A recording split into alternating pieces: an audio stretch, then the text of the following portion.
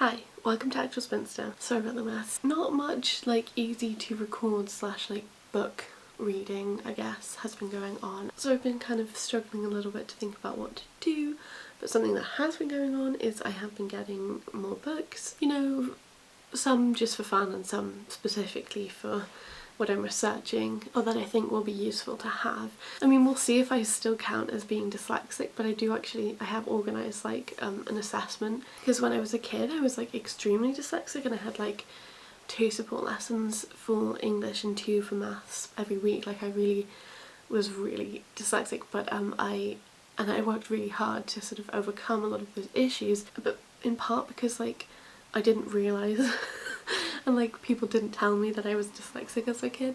I always forget that it is a thing for me, and so yeah, I've been struggling a bit with reading, or thinking considering a lot of what I'm doing is reading, it would be great if I could be better at it and it doesn't take so much out of me and whatever. So I'm gonna have an assessment. Long irrelevant story short, I don't even know why I started telling you that.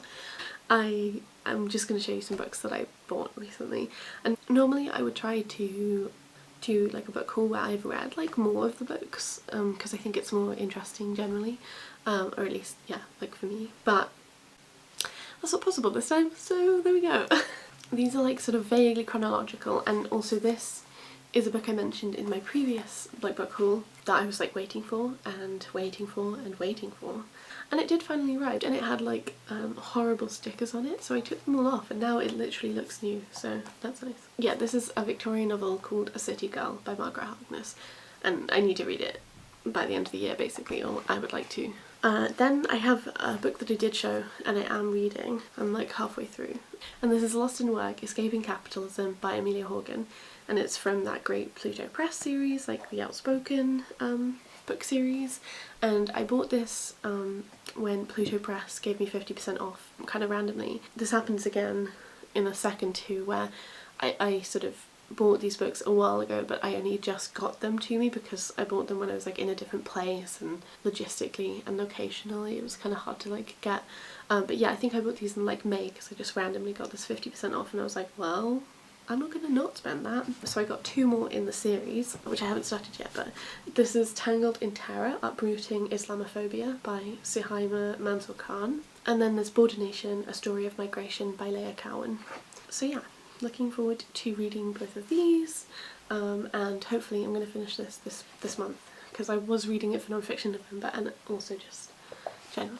Then we have a book that there's a cute little, you know, library sort of leave one take one kind of thing in the department building where I do my research and stuff, and so I left a book there, and then in exchange I took this, and I think when I've read it I probably will, unless I love it, I probably will do the same and keep going because I think it's really cute. And yeah, and also I love this edition. I think the colours are great. I really like these I think they're called Methuen drama series with all of the different colours.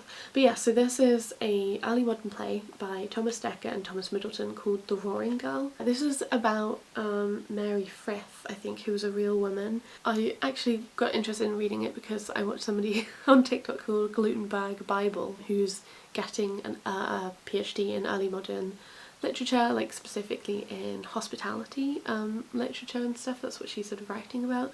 And yeah, sometimes she makes videos about specific pieces of literature, and this was one of them. And yeah, it just sounded really interesting. And Mary Firth, I mean, was also known as Moll Cutpurse, who's really famous. And yeah, so it just seemed interesting. And this is another book that I ordered ages and ages ago, and then only recently actually got. And this is a collection of Yiddish stories.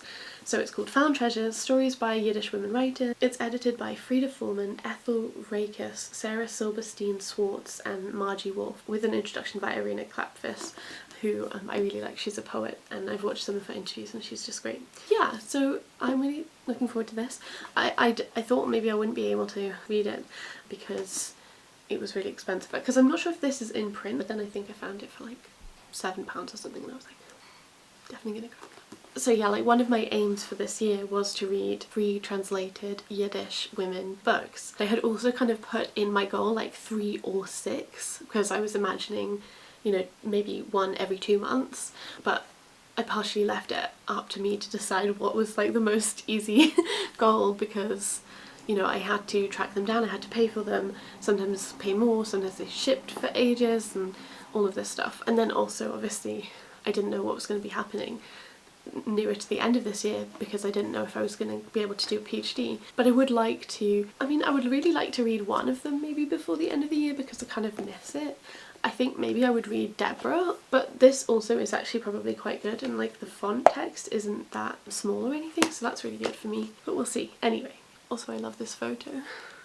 Okay, so the next book is a book that I got because, you know, I had grand plans. I thought that like I'd be able to read just like stuff for my own pleasure in October, and like I could do that alongside all of the reading that I do for my PhD, but that's not possible for me. Or at least like right now. Maybe there'll be times when I'll be able to do it, but anyway, so I got Tomb of Sand. Me and Olivia from Bibliogo, we were gonna read this together, but it just doesn't really work. And yeah, so this is the International Booker winner by Geetanjali Shree, translated by Daisy Rockwell, and yeah, I am, you know, still really excited to read it. I really want to. It's just not really possible right now. I actually have 2 other pieces of translated fiction, and yeah, so for a lot of these things I either got them free or like half price and stuff, so that's great. So I think that's partially why I have them. These books I've really wanted to read since I found out about them, and again they were like sort of picked up right at the point where I was like, oh, I'll be able to read whatever I want. But I think, you know, I'd really like to read one of them before the end of the year, specifically one, but anyway, we'll talk about it. So the first one is 40 Years Lost by Rosa Maria Archambault, translated by Peter Bush. I believe it's from the Catalan, and it's about the story of Laura Vidal, a young seamstress living in Barcelona who experiences the joy of the Second Republic and the crushing blows that fascism dealt to freedom throughout the second half of the 20th century. So yeah, I think the 40 Years Lost is the 40 years under fascist rule. It's quite short, and yeah, I think it will be really interesting. I really like the fact that the main character is a seamstress, so I'm interested to sort of read it from a sort of textile perspective too, and yeah, I think it will be great. The next one, I don't know if you remember, but I had, oh yeah, so I read Confession with Blue Horses by Sophie Hardak. One of the kind of key lines of that book is the sort of history of the German Democratic Republic, and so obviously like the consequences of those things in the sort of present day part of the story. Anyway, and I loved that a lot, and I really wanted to learn more and to read more about like the German Democratic Republic, I guess, and just kind of people's lives there, and yeah, just more of the history. And I then found this, which I think was published pretty recently. Yeah, it was first published in 2022 and originally in German in 2019. So pretty recent book, and it's called Marzahn Mon Amour, and it's by Katja Oxkamp and translated by Joe Heinrich. And it's about, yeah, like a woman living in the East Berlin suburb of Marzahn, which was once part of like the German Democratic Republic's housing estate. Part memoir, part collective history, Katja Oskamp's love letter to the inhabitants of Marzahn is a tender reflection on life's progression and our ability to forge connections in the unlikeliest of places. So yeah, this is also pretty short, although the text is a bit smaller. But yeah, I'm really excited to read it. Hopefully I'm gonna read this like over the winter holiday as a nice little gift to myself, you know? A nice little gift. Okay, we're almost finished, sort of.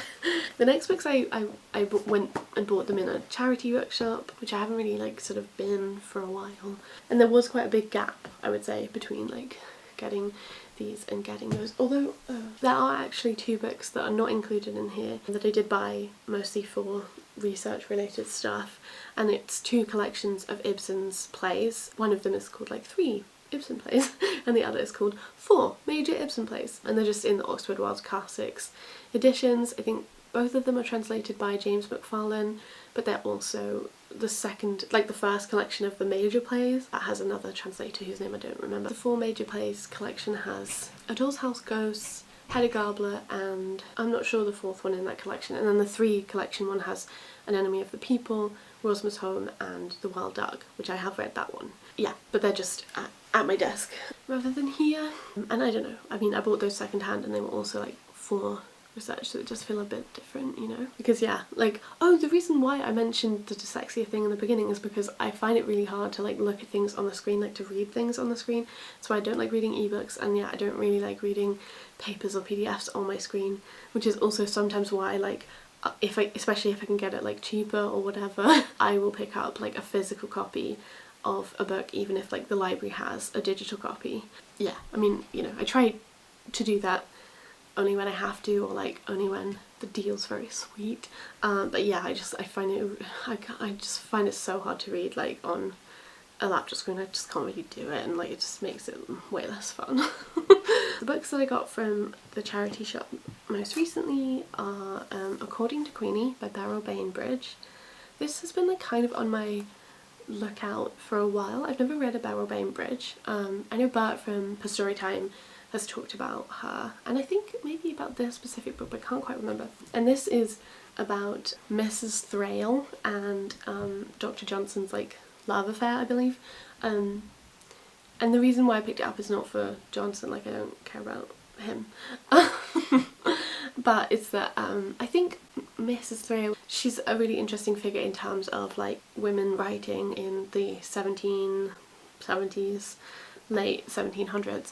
I listened to this podcast, but it's like got bad people in it, so I wouldn't recommend it, but like when it first came out, I listened to it years ago, and yeah, well, I mean, not all of the people are bad, it's just the presenters bad, like the people, like the academics that she talks to are fine. But yeah, so they talked about her as like a key figure of sort of 18th century letters, I guess, that, yeah, it's really important. So I was then intrigued that this is a historical fiction book about her. I also picked up The Island by Anna Maria Matute, which is set in the island of Mallorca, and it's like set during the 1930s, during Spanish Civil War.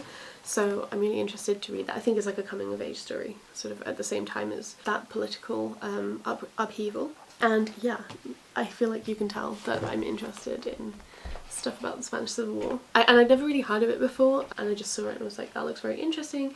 And it's also like a pristine copy. Like, then we have the autobiography of my mother by Jamaica Kincaid, with this really lovely cover. I think it's really great. I've been like on the lookout for another Jamaica Kincaid after I read and loved Lucy, and she's quite hard to find, or at least like I've been struggling to find like secondhand stuff from her. So yeah, when I saw this I was like, well, I obviously have to pick it up. I had kind of in my head that I would have liked to read Annie John next, but I just decided to like go through it because I haven't seen that anywhere in person, and so I thought it would just be better to pick this one up. So yeah, look forward to reading this. And then these last two were also actually from Pluto Press whilst they were having a sale, and they're both ones I think are going to be useful.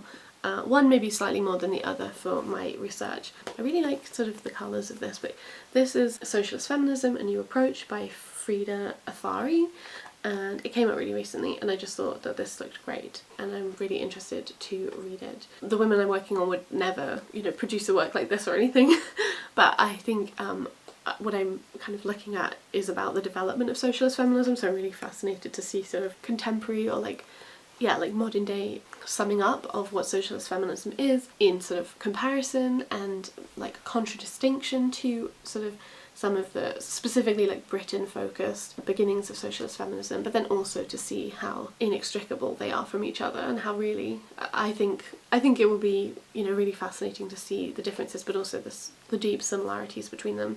So yeah. Right, and then the last book, I feel like you can definitely tell I've been losing light, but that's okay, that I got is Marxist Literary Criticism Today by Barbara Foley. This is like a book that the library does have a copy of, but only virtually, and I think it'll be much easier for me to read this in physical copy.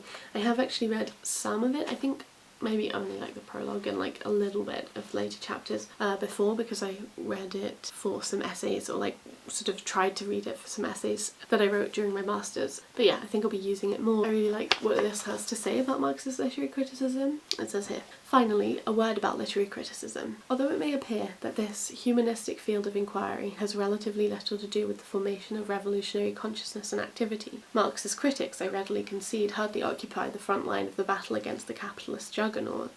The project undertaken here can assist, however modestly, in developing an understanding of culture and society that has political value. The study of literary texts and traditions can reveal the inevitable rootedness of thought and writing in the tensions and pressures of history. It can heighten our sensitivity to the ways in which language functions to bind people to the status quo, as well as to imagine alternatives to the way we live now. It can demonstrate how rebellion and acquiescence frequently cohabit within the same consciousness. It can direct attention to the need for a proletarian literature attuned to the requirements of the present moment. It can connect the struggle in the mind and heart with the struggle in the streets. It can assist in the project called for by Marx in the famous 11th theses on Feuerbach, namely of not just interpreting but also changing the world. So on that note, very good way to justify all my books. Let me know if you've read any of these or if you think they're interesting. I like an interesting mix. We've got, you know, some published in 2022 and some plays from when, like the 1611 or something. Wait, is this translated? Maybe I should have checked that. Oh, this is translated. I'm sorry. The Island is translated.